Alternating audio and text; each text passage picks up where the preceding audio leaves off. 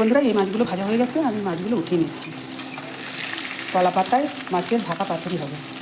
দেখুন মাছগুলো আমি উঠিয়ে নিলাম, বেশি ভাজা করবো না, হালকা ভাজা করবো। সঙ্গে থাকুন বন্ধুরা। দিলাম এই পাতায় মাছ ভাপা কীভাবে আমি বানাবো, কী কী মশলা দিয়ে। দেখুন কাঁচা লঙ্কা আর রসুন আদা পেস্ট করে নেব, আর বাকি পেঁয়াজ কুচি, টমেটো কুচি আর ধনেপাতা কুচি এগুলো কাঁচা মশলার সাথে মাখিয়ে দেবো। এই যে মাছ আমার ভাজা হয়ে গেছে, আর রসুন আদা কাঁচা লঙ্কা এই সমস্ত আমি পেস্ট করে মাখিয়ে কীভাবে করবো কলা পাতায় মাছ ভাপা দেখাচ্ছি, সঙ্গে থাকুন।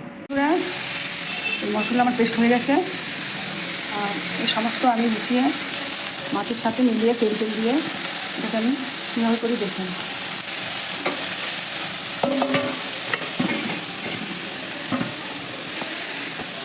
এই পাত্রটার ভিতরে আমি মশলাটা ঢেলে দিলাম,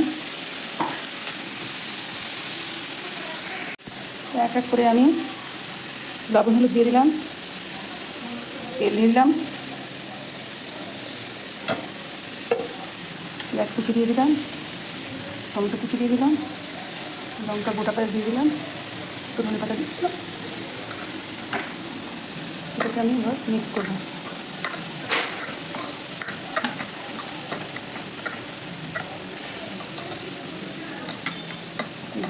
মিক্স হয়ে গেল, মাছগুলো এক এক করে আমি করে দিয়ে দিই।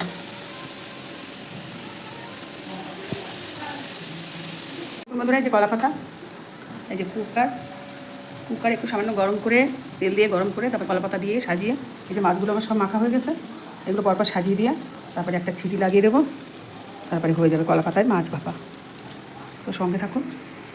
দেখুন বন্ধুরা এই যে কুকারে আমি তেল দিয়ে দিয়েছি, তাই এক এক করে কলা পাতা দিয়ে মাছগুলো সাজিয়ে দেবো। তো দেখুন কীভাবে করি।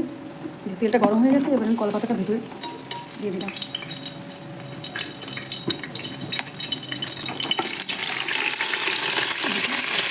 দিয়ে দিলাম, এরপরে একটা ঢাকা দিয়ে দেবো।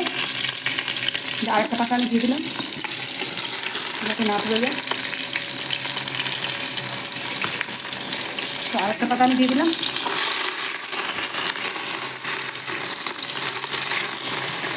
পাতাগুলো আমি দিয়ে দিলাম সব, এগুলো গরম হচ্ছে। এবার আমি মাছগুলোকে সব এক এক করে সাজিয়ে দেবো। দেখুন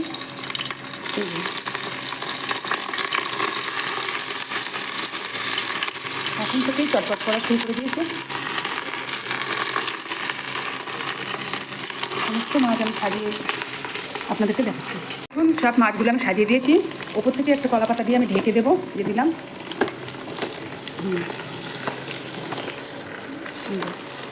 ঢেকে দিলাম, এবার ঢাকনটা লাগিয়ে একটা মাত্র ছিটি মারবো। সঙ্গে থাকুন বন্ধুরা। দেখুন বন্ধুরা হয়ে গেছে কলা পাতায় মাছ ভাপা। তো কলা পাতা খুলে একটু দেখাচ্ছি। তো এই যে হয়ে গেছে মাছ ভাপা রেডি, এটাকে আমি বের করে সাজিয়ে দেখাচ্ছি। তো দেখুন বন্ধুরা কলা পাতায় মাছ ভাপা হয়ে গেছে। উপর থেকে একটু ধনেপাতা দিয়ে দিয়েছি, আর সামান্য একটু জিরে ভাজা গুঁড়ো করে উপর থেকে দিয়ে দিয়েছি। তো দেখুন সব গোটা গোটা রয়েছে, একটাও ভাঙিনি, সব গোটা রয়েছে। একটা মাত্র ছিটি মেরে দিয়েছি।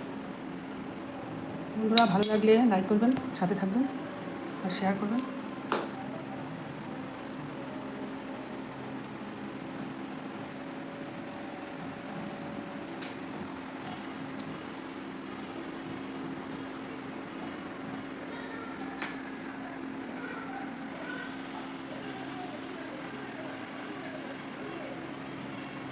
তো ধন্যবাদ।